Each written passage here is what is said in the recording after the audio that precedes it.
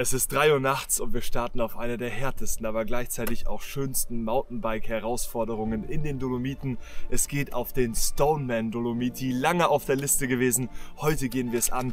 120 Kilometer, 4000 Höhenmeter auf dem Mountainbike über Trails wie die Demut-Passage, von der ich schon lange Jahre gehört habe. Wir werden die 3 Zinnen in echt sehen, nicht nur so hier als kleines Kreiselkunstwerk. Wir werden verschiedenste tolle Ausblicke und harte Anstiege mit Schiebepassagen haben.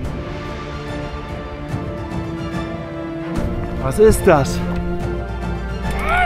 Ich bin schon froh, wenn wir es überhaupt noch vor Dunkelheit schaffen. Und das, was mit der Goldmedaille wird? No Fall Zone, ey. Jetzt wird's rustikal. Basti. Servus. Schönen guten Morgen. Guten Morgen. Ja. Gute Nacht eher. Ja, so sieht's aus. Wenig Stunden geschlafen. Wir haben alles vorbereitet. Ihr seht uns gerade dann mal bei der Vorbereitung. Gestern am Auto ordentlich die Sachen verpackt.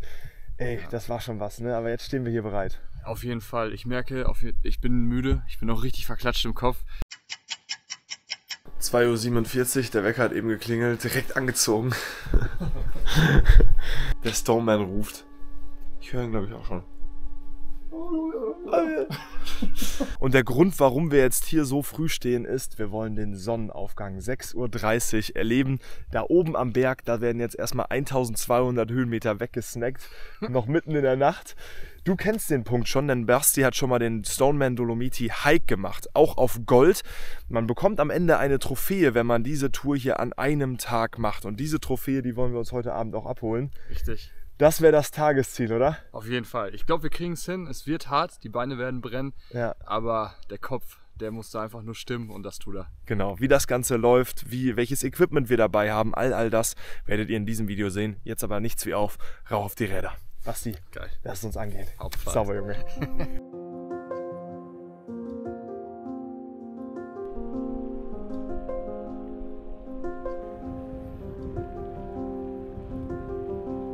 Ja, und ihr habt euch ja eines gewünscht und das sind wieder Abenteuer mit Basti und wieder Mountainbiken. Ja, Basti, wir haben beides zusammengebracht. Direkt eine ordentliche Doppelkombi. Hast du mir gut verkauft, die Nummer hier. Oder? Ja. Jetzt auf den Forstweg, da wird's dunkel jetzt für 3 Stunden, bis wir dann den Sonnenaufgang um 6:30 Uhr oben hoffentlich sehen. Das ist direkt eine schöne Belohnung. Ja, so sieht's aus.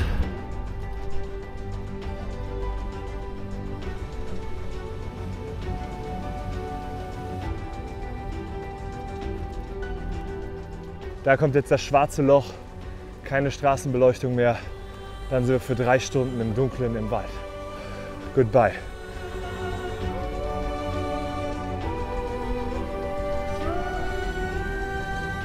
So, Schluss mit lustig. Es geht auf die Höhenmeter. Hier wird steil.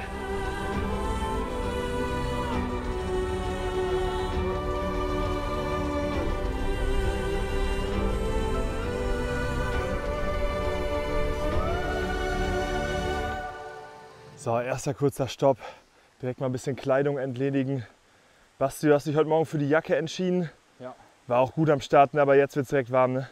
Ja, es geht halt direkt voll rein in den Berg und damit fährt der Körper jetzt noch hoch.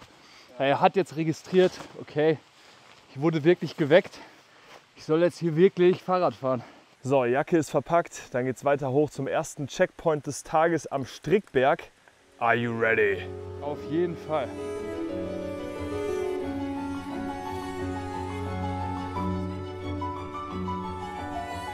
Untergrund. Zack.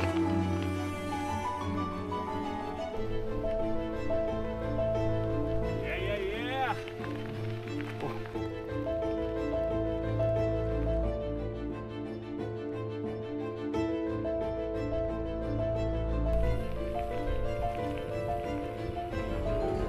4:30 Uhr, Stunde gefahren, circa 600 Höhenmeter, also dann richtig schnell, echt Kopf runter und reingetreten.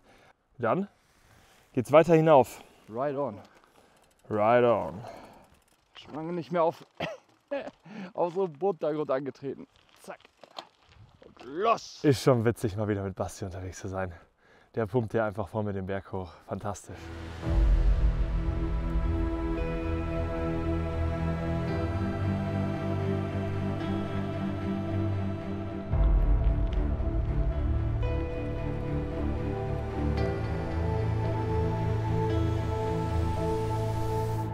Oh, schwer zu fahren, ey. Richtig schwer zu fahren.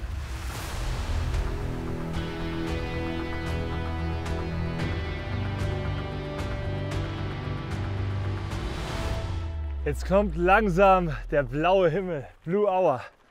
Da sind wir jetzt gleich drin, ja. Ja, das Licht kommt. Oh, es wird so ein schöner Sonnenaufgang, ich freue mich richtig.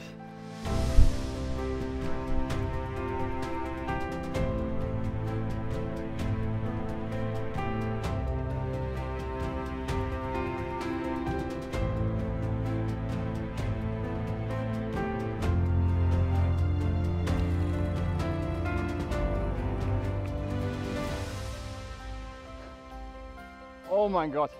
Wow! Was tut sich denn hier auf? Eieiei! Wahnsinn, Basti, hä? Hammer. Schau dir das an.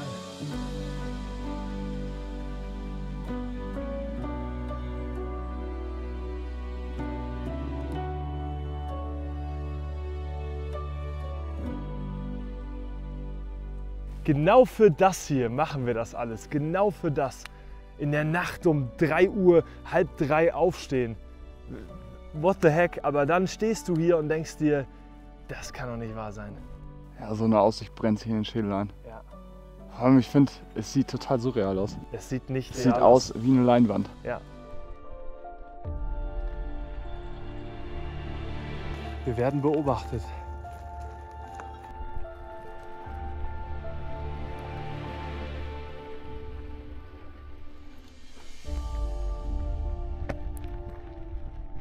Also eines ist klar, die ersten Höhenmeter heute Morgen auf Asphalt, die liefen einfacher weg.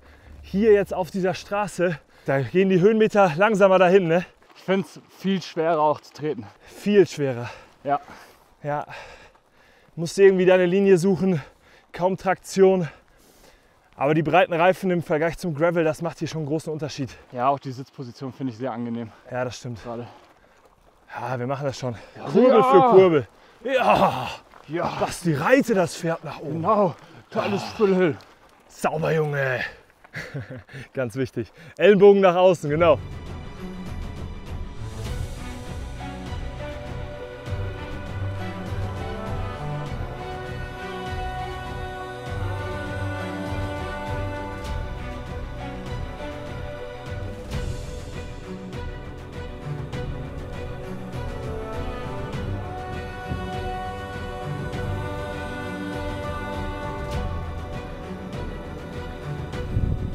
Numero uno.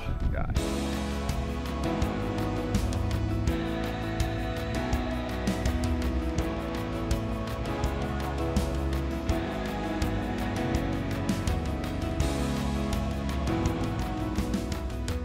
Gerade den Sonnenaufgang genossen. Basti, das war ein Moment hier oben. Ne?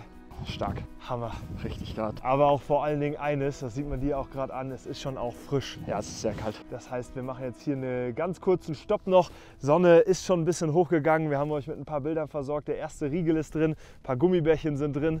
Aber erstmal jetzt hier zum Stoneman Dolomiti. Ihr seht, hier ist die Stempelstelle. Wie läuft das Ganze ab? Ja, dieser Stoneman kann eben auf 1, 2 oder 3 Tage gefahren werden. Gold, Silber oder Bronze. Nehmt euer Tempo, das, was ihr gerne möchtet. Und dabei gibt es dann eben solch eine Karte. Und das Ziel ist es jetzt für uns, in 24 Stunden alle 5 Checkpoints abzuchecken. Ihr werdet also in diesem Video hoffentlich alle 5 sehen. Mal gucken, ob wir es schaffen. Ist auf jeden Fall eine gute Herausforderung, das sei an der Stelle nochmal gesagt, und bringt euch an eure Grenzen. Wir waren gestern Abend dann beim offiziellen Startbüro, haben uns unser Startpaket geholt. Das beinhaltet die Stempelkarte, weitere Goodies und auch die GPS-Tracks. Das heißt, ihr werdet dort beraten, wie ihr das Ganze angehen könnt. Der Roland war auch da, der das Ganze hier initiiert hat, und es ist mir auch tatsächlich ein Anliegen, unterstützt solche Themen, denn Menschen wie Roland machen solche tollen Touren und Erlebnisse möglich. Und wenn ihr dann angemeldet seid, könnt ihr euch auf der offiziellen Liste dann auch eintragen lassen mit eurer Start- und Endzeit. Wir nehmen es heute nicht so ernst mit diesen Zeiten, wir wollen vor allen Dingen durchkommen. Wir werden uns wahrscheinlich irgendwo im Mittelfeld einreihen, das werdet ihr dann am Ende sehen. Und ihr könnt eine Trophäe holen. Und Basti, an der Stelle, du hast ja schon die Hike-Trophäe. Das finde ich nämlich ein geiles Ziel, was du hast. Basti hat aktuell als Ziel, jedes Jahr eine Medaille oder eine Auszeichnung zu holen, oder? Ja, genau, richtig. Das war jetzt der Goldman Hike, dann der Ironman 73, den ich gemacht habe. Dieses Jahr ist es dann nochmal hier Gold. Richtig stark. Und Das macht Bock. das ist doch ein cooles Ziel. Also an dieser Stelle vielleicht, wenn ihr mal Inspiration für so Jahresziele braucht. Ich meine, da kann man ja alle Art von Auszeichnungen oder Medaillen sich auf die Liste setzen. Aber es motiviert halt, wenn man dann auch sieht, was man getan hat. Ne? Man hat halt ein klares Ziel vor Augen Ja. und dann kann man da halt sehr gut, finde ich, drauf hintrainieren. Ja. Weil man weiß, okay, wenn ich das schaffen will, dann muss ich das und das dafür können. Und da gibt es jede Menge, vom Halbmarathon über Marathon, Ironmans. Und auch das Coole ist ja, das sind ja jetzt, sag ich mal, nicht ganz so offizielle Rennen wie jetzt ein Genau. Marathon in der Großstadt oder auch ein Ironman. Aber die sind auch richtig geil. Ähnlich wie der Chiemgau King. Auch Ja, voll man geil. kann sich halt selbst in seiner Zeit, das meinte ich auch, so ein bisschen einteilen. Man kann mal ein bisschen Sonnenaufgang genießen und hat nicht so einen Rennstress irgendwie mit Genau. ganz vielen Leuten. Ist nicht so ein Pulk. Genau.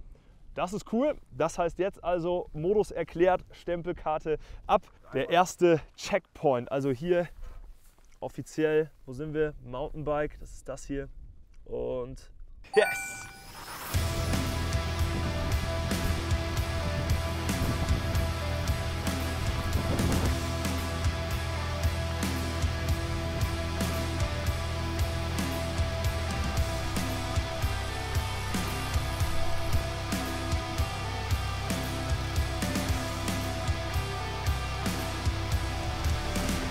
Wahnsinn, wo wir gerade herfahren. 7 Uhr morgens, da liege ich normalerweise im Bett. 7:30 Uhr ist eigentlich meine Aufstehzeit.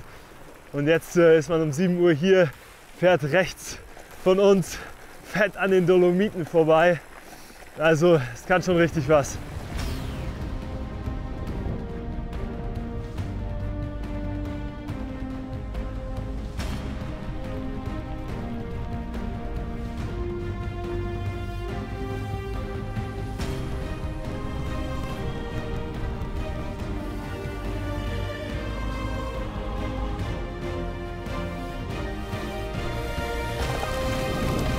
Oh! Boah, Basti, das ist ja wie im Auenland bei unserem Alpencross, hä? Hammermäßig. Wow! Also der Trail ist echt noch gut zu fahren so. Viel steiler soll es jetzt nicht werden, gucken wir mal.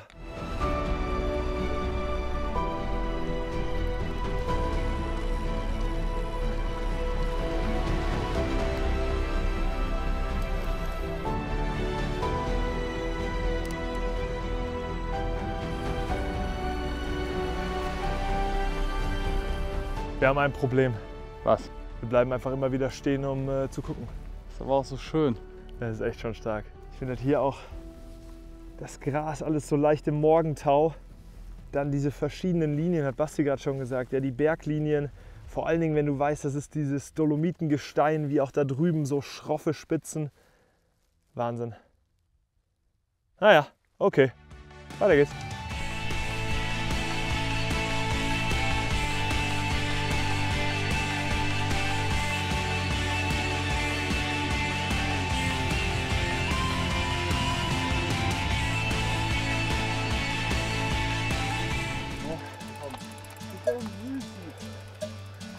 Good morning.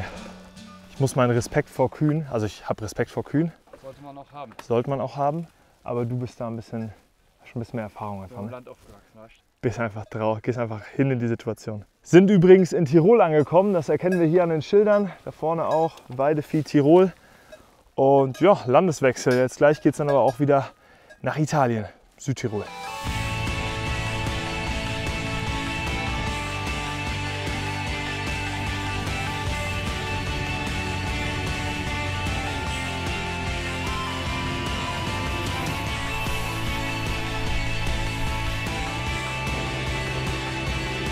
Unten im Tal angekommen, das war eine richtig starke Abfahrt.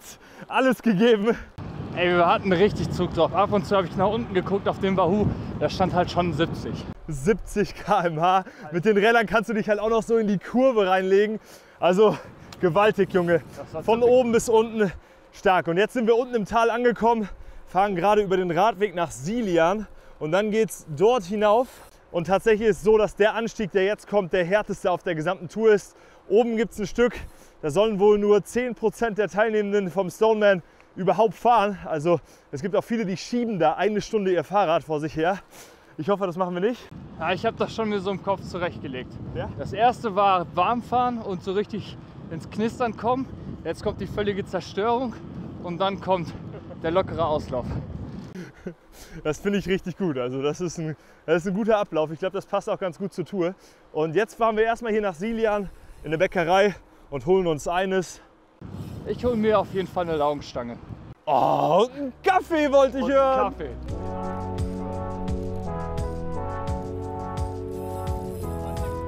Tendenziell kaufen wir immer solche Bäckereien leer, ne? Ist auch wichtig.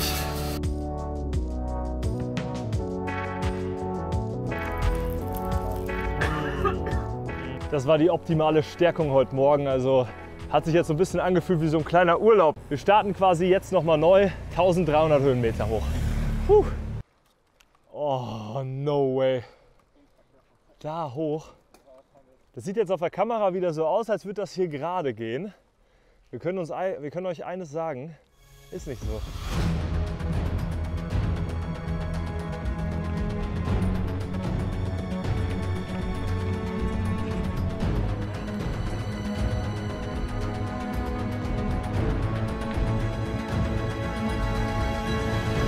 Gerade hat uns ein E-Biker überholt. Ist immer so frustrierend, wenn die so schnell sind. Willst am liebsten Lasso werfen.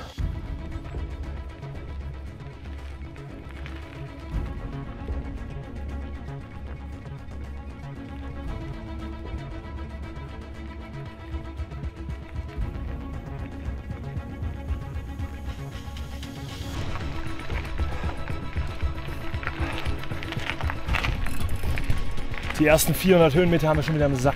Echt? Ja.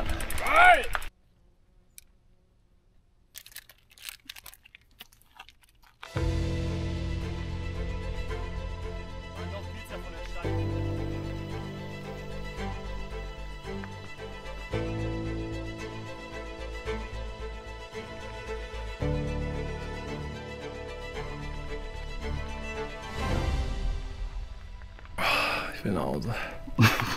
Ja, ist schon so bei diesen harten Herausforderungen. Da fragt man sich schon, finde ich, öfters, warum macht man das eigentlich? Weil es tut ja auch wirklich teilweise einfach nur weh. Ja. Ach ja, nach blöd kommt müde. Oh. Und? Das kann er. Das ist eine super Haltung, Basti. Super.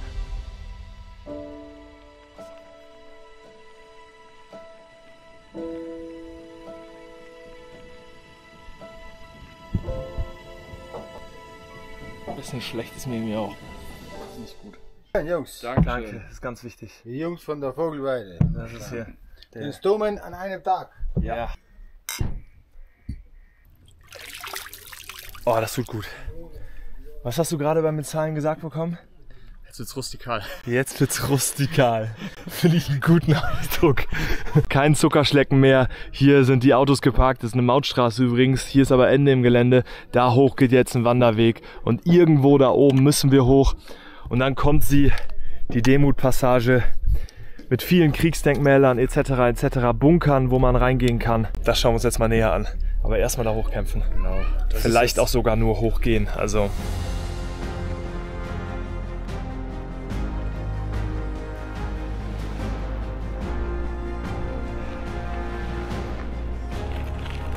schau mal, Basti. Alter. Okay. Freunde, das da, was ihr da seht, ist eine blanke Wand. Also, boah. Stark.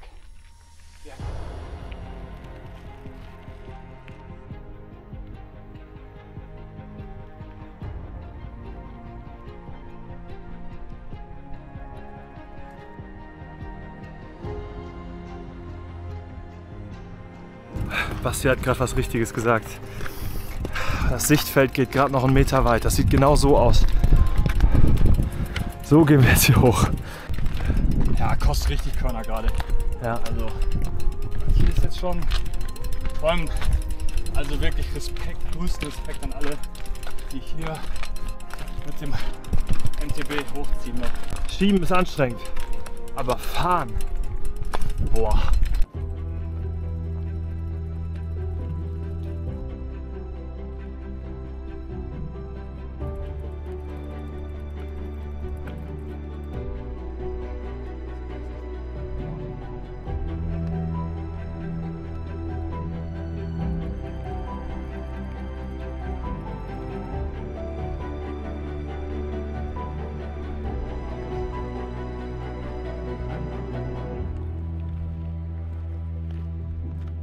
Da oben ist das Ziel von dem Anstieg, die Silian-Hütte.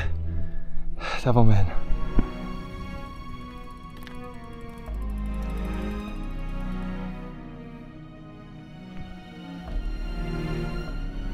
Starke Leistung. Gut.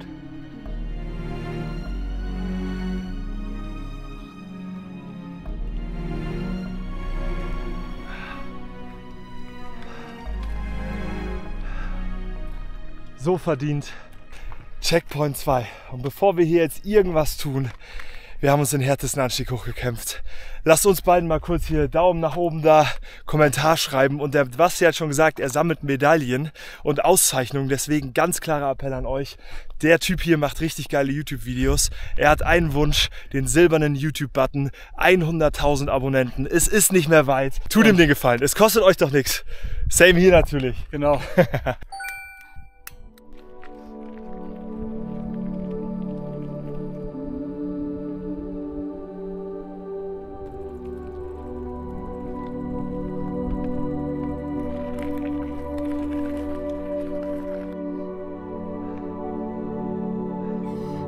Sauber, Basti.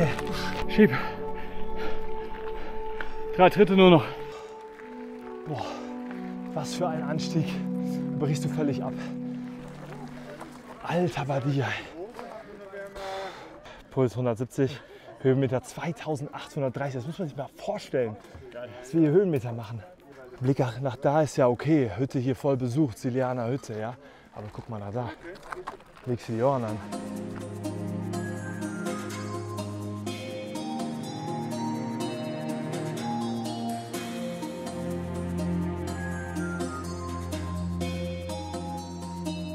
Was gibt's zu essen? Stoneman Macaroni. Schon mit Stoneman machen. Ist auch die Macaroni da zu essen. Boah, holy ey. Das ist Macaroni. Ja. Ich bin gleich. Ich esse. Haha. Super lecker. Das war jetzt eine richtig gute Stärkung mit Espresso am Ende. Und bevor es jetzt auf den technisch anspruchsvollsten Teil geht und auch landschaftlich, glaube ich, gewaltigen, wollen wir einmal das Equipment checken, wie versprochen. Ja, und hier wollten wir euch jetzt das gesamte Equipment und auch unsere Verpflegung erklären. Haben wir auch getan, doch es ist viel zu lang geworden. 8 Minuten. Und deswegen habe ich mich dazu entschieden, das Ganze in ein einzelnes Video auszulagern. Das Video findet ihr hier oben rechts verlinkt und auch unten in der Beschreibung, genauso wie die gesamten Produkte, die wir dabei haben. Sprich, unten in der Beschreibung, schaut da vorbei, da findet ihr alles verlinkt. Und jetzt geht's hier weiter im Abenteuer.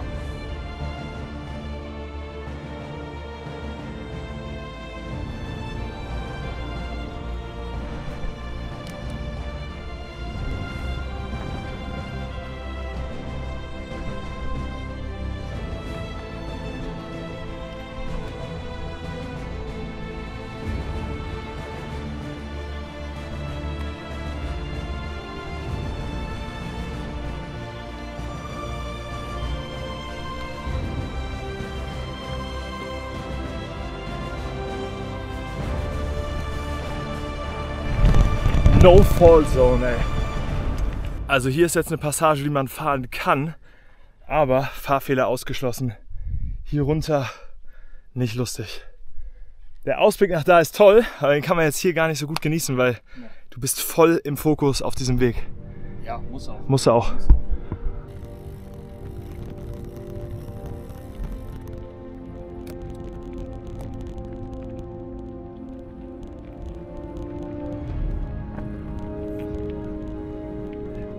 Ja, ja, ich fühl's gerade schon nicht mehr. Boah, Kacke, ey.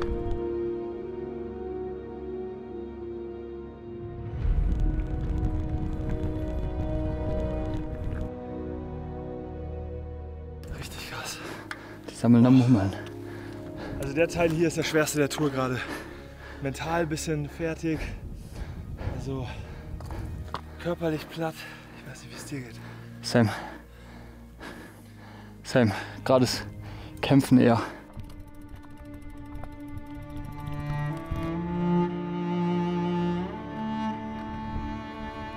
Dieser Teil der Tour ist jetzt eine emotionale Achterbahnfahrt. Hat demütig gemacht, genauso wie die Demut-Passage ja auch heißt. Es ging bergauf, bergab, schieben, tragen, fahren im Wechsel, dann wieder gefährliche Situation. Soll ich es überhaupt fahren, soll ich es lassen? Und generell der Gedanke, hätten wir heute nicht auch einfach eine leichtere Tour auswählen können? Doch hätte Fahrradkette. Und darauf sei an der Stelle auch nochmal hingewiesen. Vielleicht habt ihr es im Video gesehen. Die neuen hätte Socken sind am Start. Sie gibt es wieder in weiß und schwarz in allen verschiedenen Größen. Schaut da gerne im Marius Quast Shop vorbei. Euer Einkauf unterstützt diese Videos hier. Und für uns kommt jetzt der härteste Teil des heutigen Tages. Ja, so langsam setzt die Müdigkeit und auch einfach die Belastung ein. Hier müssen wir jetzt entlang und komplett am Berg. Bis da drüben seht ihr diese Straße, die sich hochschlängelt. Da oben ist, glaube ich, der nächste Checkpunkt. Da holen wir uns dann den nächsten ab. Und ja, bis dahin ist noch ein bisschen. Das kriegen wir schon noch hin.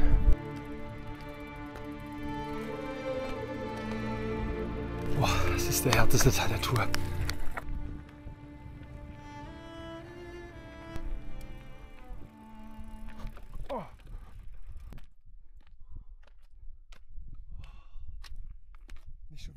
Das Krasse am Mountainbiken, insbesondere bei so einem Gelände hier, ist einfach, du musst dich die ganze Zeit konzentrieren. Beim Rennradfahren, Graveln kannst du echt einfach mal laufen lassen teilweise. Hier musst du echt, also sowas fährst du halt nicht einfach so runter. Musst du jeden Stein irgendwie analysieren, Linie finden. Das zerrt auch ein bisschen.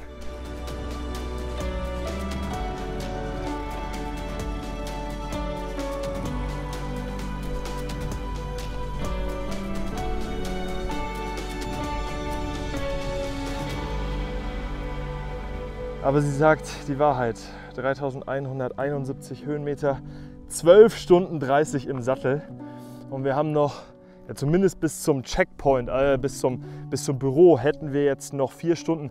Aber der Kern ist ja, dass man diese Tour oder die 5 Checkpunkte in 24 Stunden schafft. Heißt, wir hätten auch noch die Möglichkeit, später abzuschließen. Wollen wir aber nicht. 4 Stunden, das ist das Ziel jetzt. Ja, das Brutale beim Mountainbiken, im Vergleich jetzt zum Rennradfahren vor allem, du hast halt keine Sekunde Ruhe. Ja. Da rollst du ab, aber da musst du ja stehen und dann die ganze Zeit weiter drauf arbeiten. Ja. Das ist schon, das merke ich. Ja.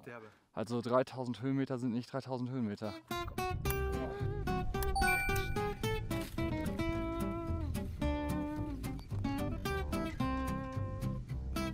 Wir dachten da unten echt, dass wir jetzt einfach abfahren. Und dann ja, kommt das hier. Gemütliches Geröllfeld. Nochmal so 50 Meter hoch. Alles andere als angenehm. Irgendwer hat gesagt, dass das uns hier aus der Komfortzone rausbringt. Ja, das ist richtig.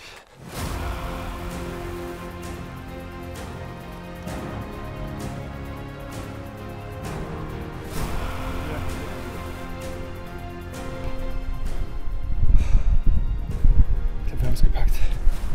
Hier erstmal mit den Höhenmetern. Ich glaube, es geht runter. Ich glaube.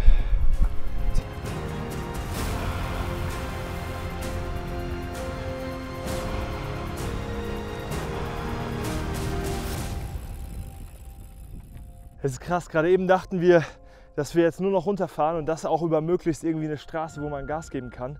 Und nö, du musst wieder ein Stück hoch, dann wieder ein bisschen runter. Hier hast du jetzt einfach so eine dünne Traillinie, die ihr auch seht. Super schwer zu fahren, sprich Zeit. Und da vorne geht es auch wieder hoch. Ey.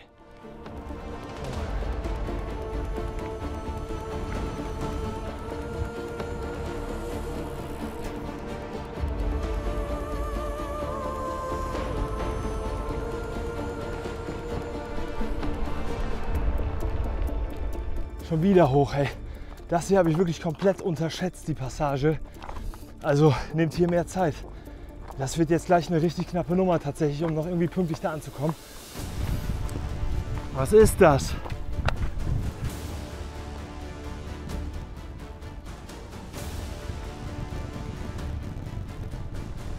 Wir sind in the middle of nowhere und wir haben seit 2 Stunden wirklich niemanden gesehen.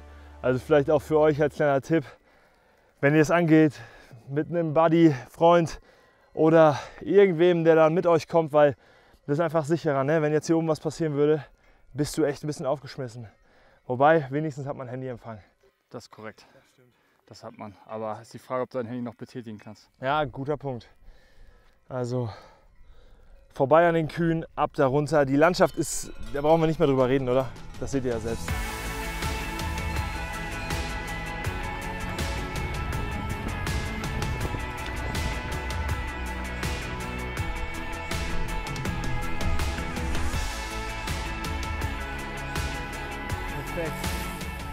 Ich weiß, es klingt komplett bescheuert aus einer Mountainbiker-Sicht. Was da oben ist, einfach wunderbares Panorama, cooler Trail. Aber nach den vielen Kilometern und mega viel Zeit ist das hier gerade so befreiend. Einfach mal fahren, Geschwindigkeit, Kilometer, let's go.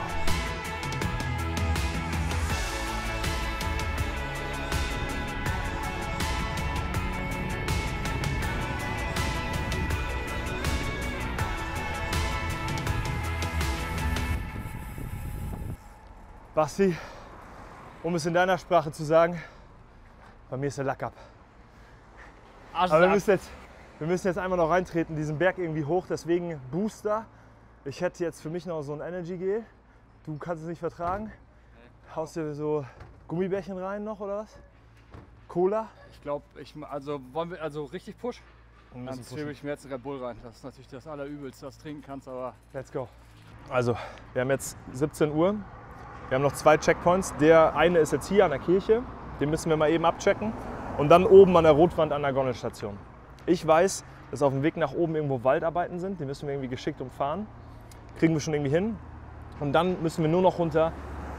Ja, dann müssen wir eigentlich nur noch runter zum Büro vor 8 Uhr.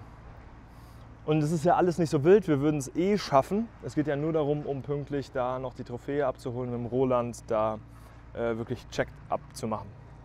Krass, ne? Hätte ich nicht gedacht, weil das oben hat halt super lange gedauert. 13 Stunden, 45 sind wir jetzt im Sattel. Auf geht's zur Kirche. Abstempeln. Zack. Stern. 2. Danke, Basti. Boah, jetzt müssen wir so reintreten. Wir haben uns viel zu viel Zeit gelassen. Das nervt mich gerade. Mit dem Essen und so. War zwar alles schön, auch da oben die Gespräche und so, alles schön, aber jetzt gerade hätte ich gern mehr Zeit. 1,5 Stunden oder so mehr Zeit. Boah, ich bin so fertig.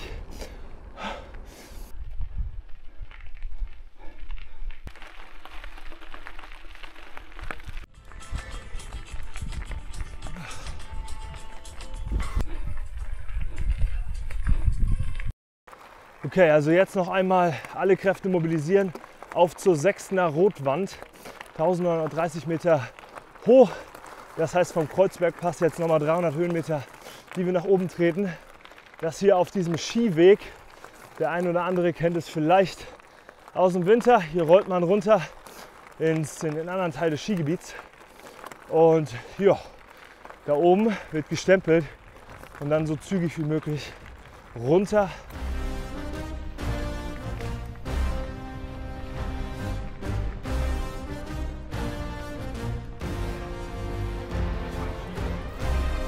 Zauber, Alter.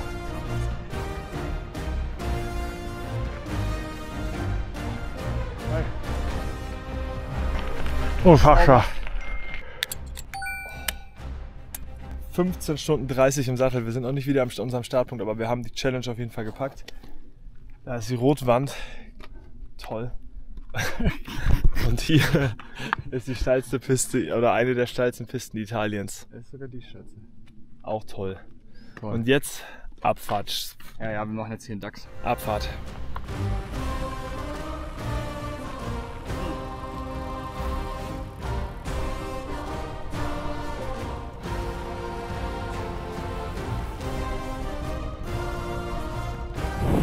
Dann, das war nochmal ein krasser Trail. Jetzt auf Trophäe holen.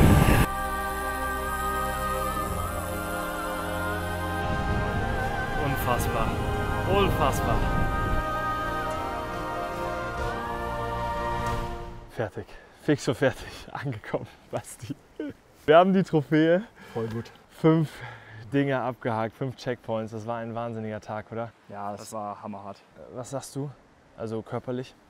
Ist gerade okay, komischerweise. Überrascht mich aber auch selbst. Oben war einmal kurz ein bisschen schwierig. Oben war einmal kurz richtig schwer, ja. Ja.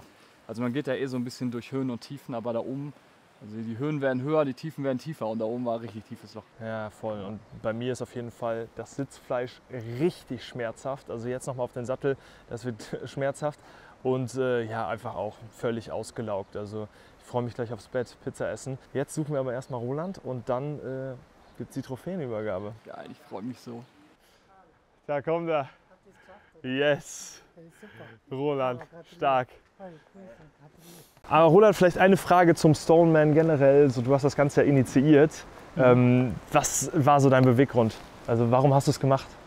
Na, ich rede schon gerne von Emotionen und Ja. Die Landschaft habe ich ja hier vor der Haustür stehen. Absolut. Da ist es ja gar nicht schwer.